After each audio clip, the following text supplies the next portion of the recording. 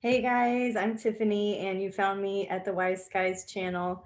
Wise Skies is a metaphysical counseling company. We offer sessions with astrology, tarot, human design, Akashic records, mediumship, and 9-star key. So we love to do the monthly forecast through astrology. It's kind of our anchor, right? So here is what I'm seeing for the month of October. 2021. I practice Western astrology from Austin, Texas. And so all of my times are in the central time zone.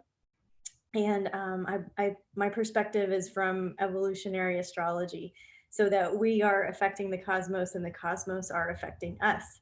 But the first shift I want to talk about in October is the numerology.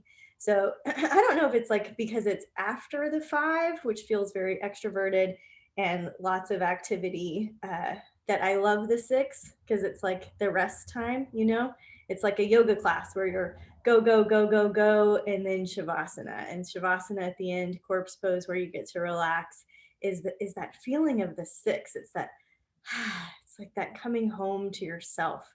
In numerology, we're shifting from a 5 to a 6. So October is a 6, and it's that coming home to yourself feeling.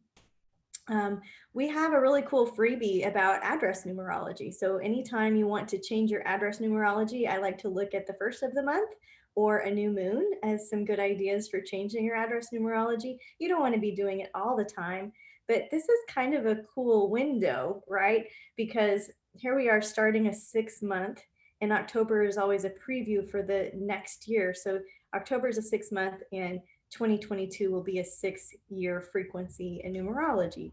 So the reason I'm talking about that is because I love the vibration of the 6. How it was taught to me is the 6 looks like the curve of a pregnant woman. So that nurturing, really kind, just new wave of empathy, you know what I mean? And just that time when we all get a little bit more snuggly and wanting to be cozy, and the pumpkins come out and the sweaters come out, or at least here in Texas, we we like to put on our boots and sweaters. We may not need to, right? But there's just that. It's just such a great like sigh of relief. And so I've been looking forward to giving you the October astrology and numerology forecast because of that. My spiritual teacher says we all deserve more unconditional love, not less. And that's the vibration of the 6. Um, Knowing that we can have compassion for people, because if somebody's agitating you in your world, just remember, like, they're coming from their not self. They're not coming from their highest self. You know what I mean? And that alone just releases you from the situation. It's like, oh yeah, I've been there too, oops. Right? So there can be compassion for other people, and there can be compassion and rest, and just time to really just be still, just to be still. The big picture astrology focus that I'm going to talk about may be different from some of the other forecasts you're seeing out there.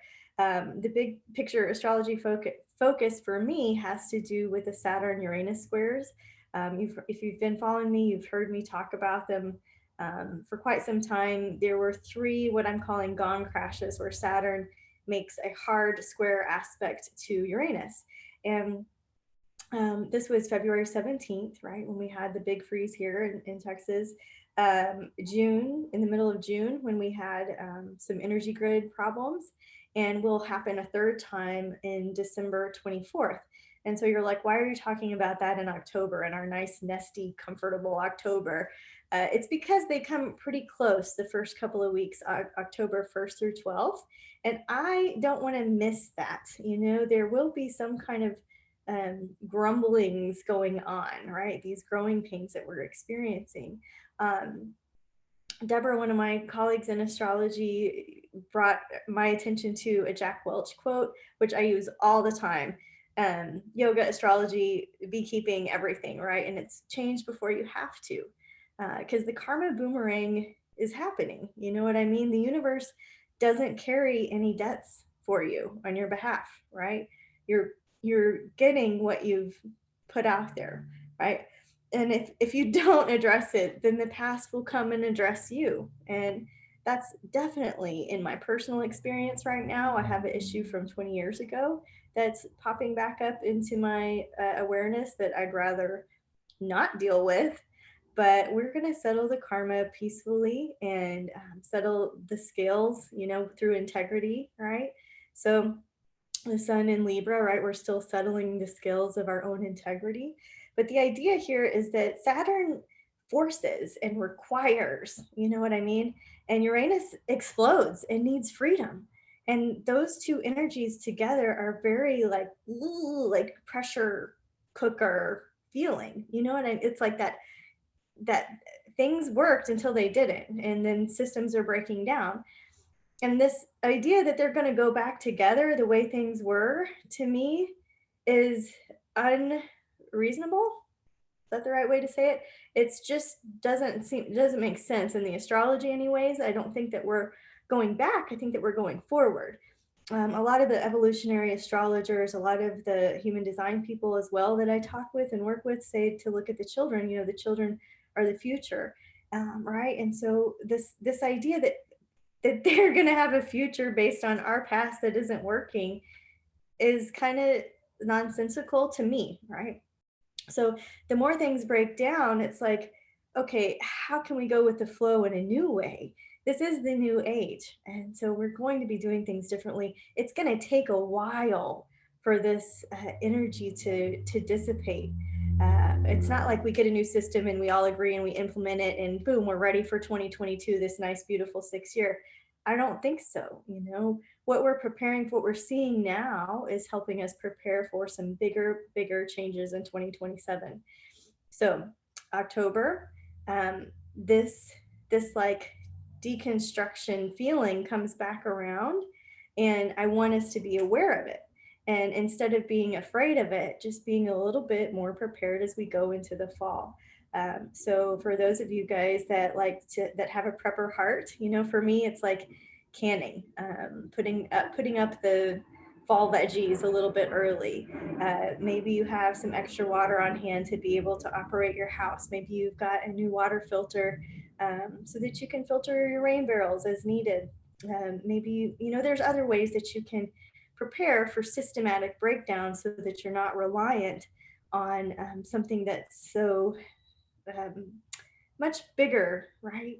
Like this is a time of the sixth, of going in and taking care of the self and being somewhat self-reliant. I'm not saying completely, right? There's some interdependence that's healthy there, but things worked until they didn't. Saturn is in Aquarius and Uranus is in Taurus, and those are fixed signs, right? So this can be like more ultimatums. This can be more awareness about what's incompatible, about what's not working. And so a lot of astrologers I've shared over the course of the year are describing this as a controlled demolition of freedom, right? Because Aquarius, freedom. Controlled demolition because Saturn in that fourth sign, right? So how about we rephrase that? Because nobody wants to hear that, right? Like we're not the doom and gloom channel, but how about we rephrase that and we find new ways to experience more freedom through discipline? You know what I mean? So something's got to give. And the more we break down now, the more clear, the easier it'll be to rebuild. It's like if you only break down half of a house, you can't really rebuild. It's like still gunk there. So it's like finding our peace with the things that are breaking down. And what's another example of that? It's like the school systems here. It's like it's like we're all virtual. We can't go to school. Oh, we have to go to school. Oh, we have to, like, all of the disease stuff is making us stop. So it's all of these like forced situations until something doesn't work. And then this other forced situation until something doesn't work. And we're trying to find a way to be a little bit more fluid and clear. The Merlin astrologer Rick Levine puts it like this. He says, we go further into denial during these periods or we give up our old shit. So either way. Side note, okay, before we get into the nitty gritty of the dates, pandemic side note, the Saturn-Uranus square of 75 through 77 coincided with the swine flu epidemic. The Saturn-Uranus opposition of 2008 to 2010 coincided with the H1N1 pandemic. And the 2021 Saturn Uranus squares coincide with, of course, COVID, and are part of a larger cycle, okay, that's going on from 88 to 2032. So what we're experiencing now is like a comma. It is a very small part of a larger historical new age change that's going on, right? I want to talk about astrology and the future of food at some point. I don't think I'm going to go deep into it in the October forecast, but I just want to remind everybody that while we're talking about Uranus, it is in Taurus. The future of food is changing. The Cree Indian prophecy that I love to refer to says, when the last tree is cut down, the last fish eaten, the last stream poisoned, you'll realize that you can't eat money, right? And so I just want to let my little hippie flag fly a little bit here and say, we really got to take care of Mother Earth. I had a huge bee die off. A lot of you guys know that I have an apiary, a small apiary, and I'm a beekeeper, and I had a big die off. And so what we're doing in our own yards matters to our neighbors' yards, right? So if you're spraying any kind of Roundup, glyphosate, things to like kill the bugs that are eating your crop, realize that you're also killing the pollinators. I did send my bees off to Cornell for a toxicology report, and I will report that on my personal channel. But the idea here is that food is changing, and we have to change our ways that we're taking care of our food, of our planet, of the pollinators, right? Of our personal gardens. So thanks for hearing me on that. Food's essential, but so is your digestion style. So if you don't know your digestion style, I really want you to book a session with Leisha for human design through Wise Skies at wiseskiescollective.com so you can know your digestion style. It changed everything for me. See how animated I get? I could talk about this for a long time. So we're going to have a separate little chat about food and digestion and astrology and human design some other time. But know that with Uranus and Taurus, things are changing, you know? So what else? What's cooking at Wise Skies, right? In October, I'm going to do a little housekeeping, and then we're going to talk about the new moon, the full moon, and all of the planets going direct, right? So this is like, yay, some good news. What's cooking at Wise Skies in October is that Jen is back, and she's going to be doing some 9-star key. 9-star key is an ancient form of astrology that's intertwined with the 5 elements in the Bagua and the I Ching, right? So cool. She is going to teach us the foundations of 9-star key on October 13th for everybody. It's $20. It'll be a Zoom. We'll do it live, but we will send you the replay if you don't want to attend live. Then she's going to be offering $44 mini sessions. If you want to know your numbers in 9-star key, this is like the best deal that is going to be offered for 9-star key. So I really want to encourage you to book with Jen if you want those $44 mini sessions in October. And she is going to be our membership bonus. So if you are a member of the Wise Skies Collective, she will be doing a special class for us that's unique to our numbers. It's different than the public class, and it's for our members. The membership's $22 a month. And you get the astrology and tarot report from me. You get for each sign, you get this 9-star key reading specialized from Jen, and you get a new moon meditation, okay, and a couple other goodies. So surprises. So let's see, in the astrology forecast on the 6th, Pluto is the first one, the first domino to fall, the first one to go direct in Capricorn. So as all of these outer planets are going direct, we're just going to go slow, right? We're going to remember the numerology of the 6 and go slow. This isn't a month to make a lot of fast changes or big decisions or huge, you know what I mean? This is a month to go slow. When the outer planets appear to go direct or reverse, things slow down for us. Even we get a little bit more tired, right? So knowing that around the 6th is something to circle in your calendar. Because also on the 6th, there's a new moon in 13 degrees of Libra. So this is about aligning your internal justice system with the truth, with what's correct for you. And that's the theme that I should have said way before now, is restoring what's correct for you, right? Restoring what's correct for you. And this October 6th new moon is a great time to do it.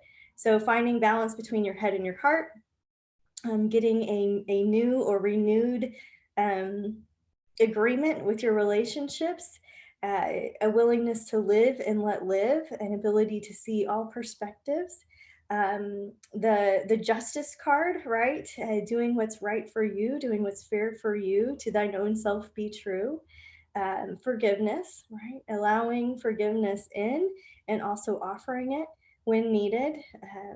Interior design, Libra is the moon of making things pretty. Okay, so interior design includes your home, your office space, your yard, and your body, right? The interior design of your body, knowing your human design, knowing your astrology, knowing the map that is you, and being able to navigate uniquely you, different than everybody else, right? That's why all those diet systems don't work for you, because you have a unique system, right? In health, Libra governs the skin, the belly button, the waist, and the heart chakra. Food for thought. New moon correspondences in Libra, the crystals, you could work with chevron amethyst for wisdom. You could work with fluorite for clarity. You could work with apatite for decisiveness. Sometimes Libra is like waffles around, because you can see the pros and cons of everything. You know what I mean? And so apatite helps with that decisiveness. So that would be like earth correspondence, a fire correspondence to the Libra new moon.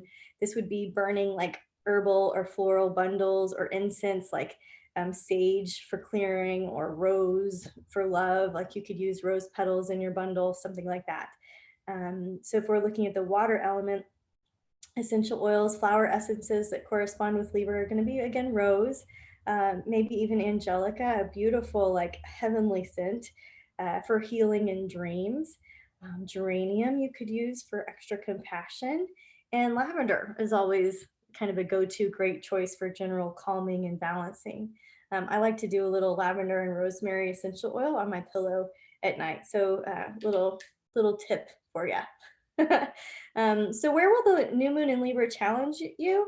If you have any double standards, if you have some people pleasing going on, if you have unhealthy compromise, that's got to go. You know what I mean? Indecision is a decision. And if you're in your mind about thinking about stuff, that's a no. Your body will tell you when it's a yes, right? And that's unique to you. Just that's some areas where you could be challenged, right? The very next day, October 7th, Venus will enter Sagittarius. So Venus will have been in deep and intense and sexy Scorpio, right? And she's going to move into Sag. And this is going to be a really, it like makes things light again. You're attracted to people that have a sense of humor. You're attracted to reading the travel blogs. You're attracted to the Travel Channel. You're attracted to stories like van life and RV life. You're attracted to the magic carpet ride, the thing that makes life fun. It's a great time to learn a foreign language. You want to just let your heart kind of roam and explore something new, right? Like if you want to pick up the paintbrush and do some watercolors, then just see what happens. You don't have to have a plan when Venus is in Sagittarius. Your plan is to have fun. Okay, I mentioned the foreign language, but sometimes it's also nice to like cook something that's in unfamiliar territory. So if you've got a friend and they know they're from this particular culture and they know how to cook this dish really perfectly, like learn from them. You know what I mean? If they know a song, if you're into the music, right? Like learning a song from one that you know in a different language can be a really cool way to connect with people. So that's there. Lots of fun energy with the energy of the Archer. It's kind of like a Cupid feeling, you know what I mean? Because Sag has got the Archer energy and Venus is there, and it's like this kind of love bomb feeling, which is another reason I'm looking at October as one of those sweet months of the year. Yes, there's chaos, but there's also a sweetness to it. All right, so the 10th through the 18th, we've got 3 planets going direct. On October 10th, Saturn will go direct in Aquarius. Saturn is the lord of karma in astrology. Saturn is the grandfather clock in the skies, you know, and Saturn represents discipline and boundaries, right, and direction. And so when it goes direct in Aquarius, it does touch on that karma boomerang. It does help us feel a sense of inner fulfillment with our own dreams and goals. So you can reflect on any lessons or ideas or things that you've learned about your own freedom during this past retrograde period. What does it mean to be free for you? What are you trying to be free from? How can you surround yourself with people that support you in your own design and your own life goals, and also support them, knowing that you have different goals, but there's that can be a sense of freedom. Or if you have some of the same goals, that can be a sense of freedom to get that support. So checking in with the karma boomerang, what's in your face? And how do you want to handle it differently, or is it going really well? You know, and some gratitude for when it's going really well. October 18th, Jupiter will go direct also in Aquarius. So reminding us that the energy slows down with these big retrograde direct periods, that when the winds of change are shifting, you know, and it's like we're tasting the wind, and we're just sensing that change is brewing. We're getting closer and closer to Halloween, and it just feels more October-y out there. This is a time when we're just going to ease into things, you know. So Jupiter direct in Aquarius, this can be when things are exposed, right? Like Jupiter being the megaphone, the big microphone, the big magnifying glass, and Aquarius about things in groups. And I can tell you that there is a group from my past that is coming under the magnifying glass, where there's kind of an expose thing going on, and it's gross and bad and juicy. You know what I mean? It's all those like stuff that's coming back up for healing, right? For the purpose of healing. So if there's something that you need to expose or needs to be exposed, Jupiter direct is going to help that come to light. So just remember that anything worth doing is worth doing well. So we're going to take our time. We're going to ease into things. We're going to give ourselves a like emotional like landing strip. Okay, so like an emotional landing strip, basically. On the 18th, Mercury direct in Libra. So things have been feeling cloudy. This is where the changing of the guards happens, and the thoughts come into focus. We're not ready to make big, huge decisions, but things are starting to make more sense. And logically, it feels a little bit more organized, and we can wrap our head around some things that have been kind of mysterious or vague. The 20th is when we get a full moon. It'll be in 27 degrees of Aries. And, you know, the full moon we like to talk about as a phase for closure. So wherever 27 degrees of Aries is in your chart, that's another layer of a theme you can add to finding some closure or some sense of completion, you know. So what does that look like? This in Aries, it looks like wrapping up any hobbies, habits, health routines that really don't serve you. You know, are you going on a walk just to go on a walk and you need to do something different? Maybe you need to try the rowing machine. Maybe you need to try bike riding. Maybe there's some different things that would be more helpful to you. What can you wrap up that just isn't really doing you much good? Can you remove any blocks to new beginnings? Have you been in your own way? What can you finish so that you can have a new beginning? Deborah pointed out that in the tarot deck, there's more endings than there are beginnings, which shows us an importance on ending things well. Where could you kick some ego-based reactions or fears or self-reliance or self-righteousness to the curb? Where can that go?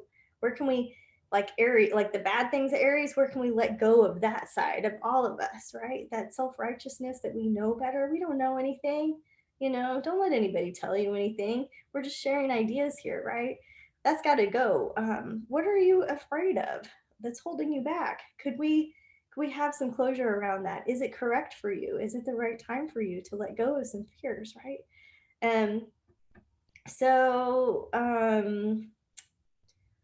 I would say making some bold actions, like statements for yourself, like some I am type of stuff, would be pretty powerful on this full moon. So if you're like, what is she talking about with 27 degrees of Aries. I'm just going to pull up my chart so that I can show you. So look, in my chart, Aries is 16 degrees at the 4th house cusp. All right, so 27 degrees of Aries is going to be somewhere in here. So for me, that's going to be in the 5th house. So wrapping up creative projects, finishing design work. Specifically, like I'm working on redesigning all of our handouts. And so you'll see those slowly roll out over this fall. They look so cute. I would love some positive feedback on them on the freebies page at wiseskiescollective.com. And those are the type of creative projects I'd like to be wrapping up. What else could I wrap up? Like, oh my gosh, we do these really fun holiday gift baskets, my best friend and my daughter and I, and we give them to like our neighbors and our family, and we work really hard on them because we love to do it, right? So jams and jellies, and this year I've been I've been like needle working, like to put on top of the jar, can't think of words, but I've been making shit really cute. You know what I mean? And so this would be a good time to wrap that up so that we're ready to give them out for the autumn season, right? So that's where it is in my chart. Where is it in your chart? Maybe you're wrapping something else up. On the 23rd, the sun enters Scorpio. So happy birthday, fellow Scorpios. It's your time to shine. For people not with their sun in Scorpio, you still have Scorpio as part of your chart, right? And so there's a part of you that's illuminated with the sun in Scorpio. And this is, Scorpio is really, the sun in Scorpio is a great time to travel to the dark side, to travel to the shadow side, to be in curiosity with the mystery, to be at peace with the unknown, to be reading about life after death, those stories, to schedule mediumship sessions. Of course, there's just lots of fun ways to work with that energy. And the sun will be in Scorpio, of course, through November 21st. We've got a lot of gifts for your Scorpios. If you want to gift them a reading, just shoot us an email, hello@wiseskiescollective.com, and we'll get them a gift certificate. Last but not least, on the 30th, Mars will enter Scorpio. So Mars has been in Libra this whole month, where we've got to find the win-win. We've got to find, there's like wishy-washy is no more, right? We're finding clarity. We're seeing from different directions. We're gathering data. But then when Mars moves into Scorpio, Mars is a co-ruler of Scorpio. Scorpio is ruled by, Pluto and Mars. And so Scorpio likes to be in Mars. There's a certain energy, a very masculine kind of animus energy about that. It's very primal instinct feeling, and it will be in there through December 13th, right? So pretty long time. So the invitation is to challenge yourself, Mars, challenge yourself, really to find the middle ground this season, instead of taking the my way or the highway approach, or the bumper to bumper, like, what am I trying to say? Bar ditch to bar ditch. Like, where can we just turn the dimmer on, focus the energy, and be a little bit more like samurai instead of so scattered or this way or that way? It's like, how could we just really harness that? My friend Leisha, who is a practitioner at Wise Skies, sent me this cool quote this morning. It's specifically for manifesting generators, but I'm going to remove that language so that it applies to everybody, because it was so poetic and like sensual that I wanted to share it with this forecast. So, where are you representing a fusion or a struggle between the male and the female poles? The untamed wildness of the warrior and the silence and surrender of the Buddha, right? So which one do you want to control your life? Your life is an expression of this cosmic balancing act. Ooh, does that give you chill bumps? That's so juicy, right? Like, that's Mars and Scorpio right there. The untamed wildness of the warrior and the silent surrender of the Buddha. There's somewhere in between there. Or maybe it's a both and, but you can play with that. I do have some special focus dates for you. So if you're looking for general optimal times for health, for healing, for love, for money. You know, astrology can absolutely help. And I've pulled some dates from the Wise Skies digital astrology calendar. There's a free version of the calendar on the calendar page at wiseskiescollective.com. You can click around and play with. 2021 is half off, of course. 2022 is out there ready to go. But I have pulled some special focus dates from that for us. So for healing, I've got on the 1st, Mars will oppose Chiron. So this can be healing the wounded masculine. On the 2nd and 3rd, the sun is going to semi-square Venus. The sun is going to oppose Chiron. I just think that there's some more like, notice where you could have been denying yourself is how I'm feeling about it. And just begin facing what you were meant to overcome. You know, you were intended to overcome something in this life. And what is that for you? These aren't major transits. It's just little moments of awareness. October 8th, health, vitality. The sun will conjunct Mars. We're going to have some energy to put something into forward motion. Mercury will conjunct Mars on the 9th. You're going to put down your weapons. We're going to stop fighting. We're going to stop arguing and defending and explaining and fixing, you know, and we're just going to be peaceful and kind. And on the 17th, I would say you could look for some breakdowns to have breakthroughs. The sun will square Pluto.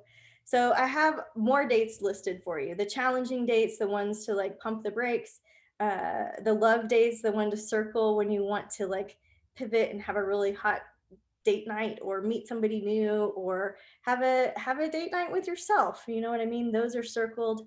And then money and career stuff. So those are listed for you. I'll put the link in the show notes here.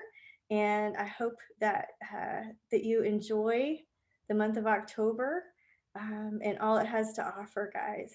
So finding that balance between the wildness of the spiritual warrior and the soft surrender of the Buddha, and just remembering that we're restoring what's correct for you, right?